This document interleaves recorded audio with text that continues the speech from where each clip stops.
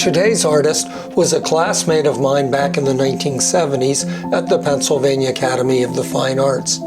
She has gone on to become a master of a fascinating medium.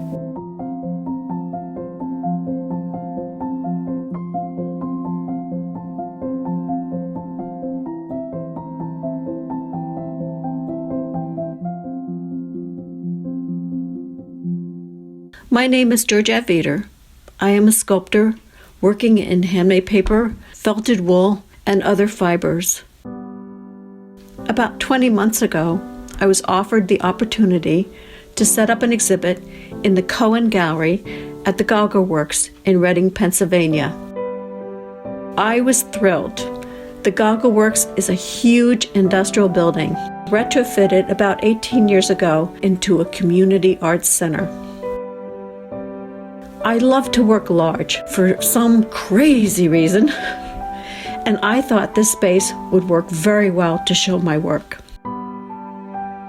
My March 13th opening was canceled. My very first show was at Gallery Doshi in Harrisburg. The opening was on the day of the meltdown of 3 Mile Island. I did not think anything could top that, but this pandemic has. I titled my show about 6 months ago, Dreamscapes from a World in Turmoil. How did I know? It just puzzles me. My exhibit of dreamscapes offers a temporary escape from the harsh realities of the world we live in. We need to take a break, not denial, just a breather to help us get through.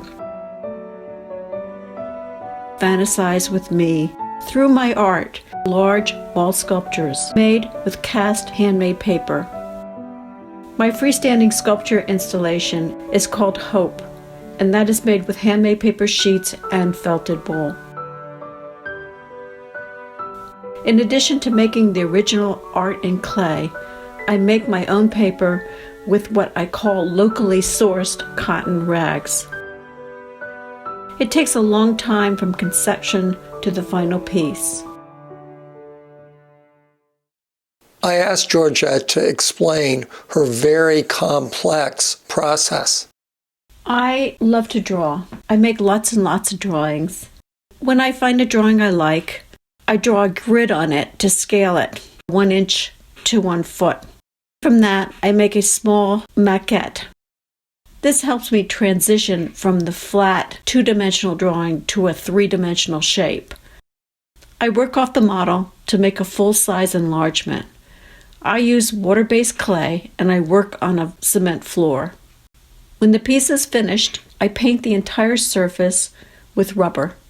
Once the rubber is cured, I need to make a plaster mother mold.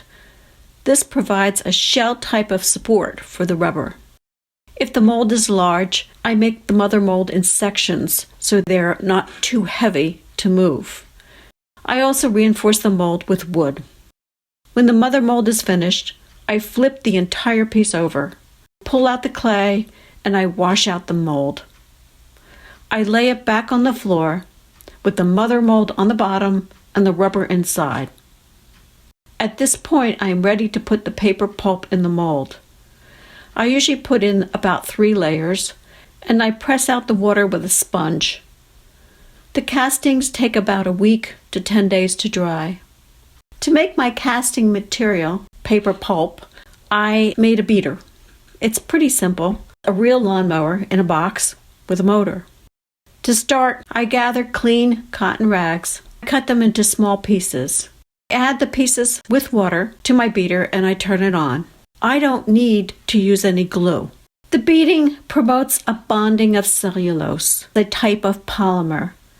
When the individual fibers are separated and suspended in water, the cellulose is hydrated. This is ultimately responsible for the chemical bonding.